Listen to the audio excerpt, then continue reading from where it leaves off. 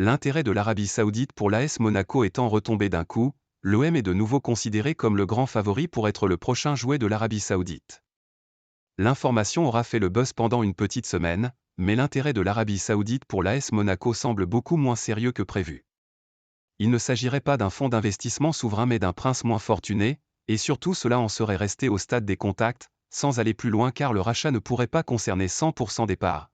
Et même le propriétaire russe Dmitry Ribolovlev n'est pas certain de pouvoir vendre la totalité de ses actions. Les regards se tournent donc de nouveau vers Marseille pour un éventuel investissement de l'Arabie Saoudite, et Thibaut Vézirian en profite pour souligner à quel point le rachat de l'OM est désormais considéré comme imminent. Pour le journaliste, tout est plus que jamais en route pour une finalisation en fin de saison, voire même avant car il ne voit rien qui puisse empêcher une officialisation de l'opération dans les prochains jours. Juin ou avant pour la vente de l'OM. Marseille c'est complètement différent de Monaco avec un simple prince. L'OM c'est un consortium avec des Saoudiens et d'autres parties, et c'est déjà fait.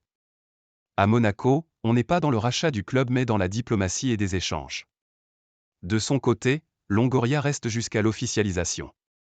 Tous les cadres du club sont partis, il y a une logique d'un processus qui va vers une officialisation de vente totale.